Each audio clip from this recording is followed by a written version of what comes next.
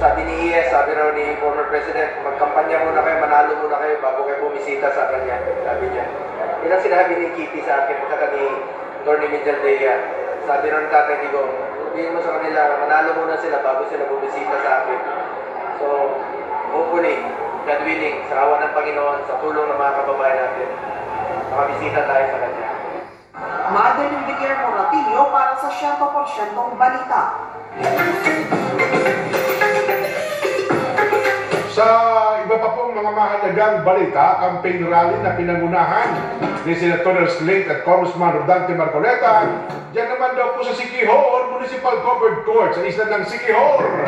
Ernie Bulay, to, mayong aga!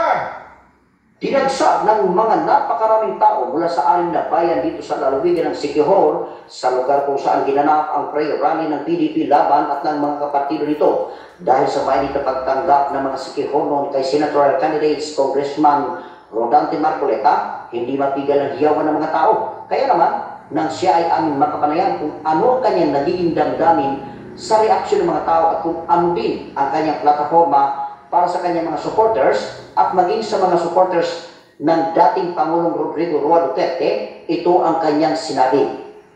At kagaya ng inaasahan natin, napakaraming mga tao at mainit nga yung ginawang pagtanggap sa amin dito sa Siquijor.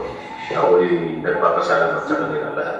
Ipinakita ko lang naman sa kanila, pinaalala na ang problema ng bansa natin ngayon, paunahin ay yung ekonomiya, yung paglala ng kahirapan dahil sa napakataas din naman ng korupsyon. Alam mo, kapag mataas ang korupsyon, mababa ang kabuhayan. Magkalaban itong dalawang ito. Pagka puro korupsyon ang ginagawa mo, yung interest ng mamamayan, lalong-lalo na yung nasa laylayan na sinasabi nila, sila yung mas apektado. Alam naman nila, kung tinanong ko kung napakamura ng mga bilihin, lalo na yung pagkain, sumisigaw sila ng hindi. Ang totoo niyan, hindi lang dito, kundi laganap sa buong kapuluan.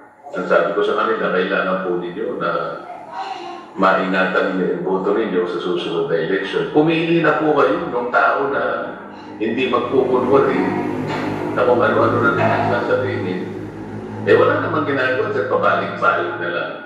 Palagi ko naman naniwala sila sa kahalagahan ng pagbabago.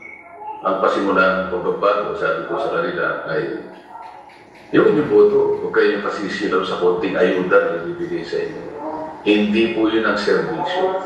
Ang serbisyo po ay yung tapat na pagtalima sa kanilang tungkulin bilang mga senador. Yun ang aking nai-emphasize sa kanila. Ang araw na ito ay mahalaga at naging makasaysayan din, hindi lamang dito sa lalawigan ng Siquijor, maging sa buong bansang Pilipinas.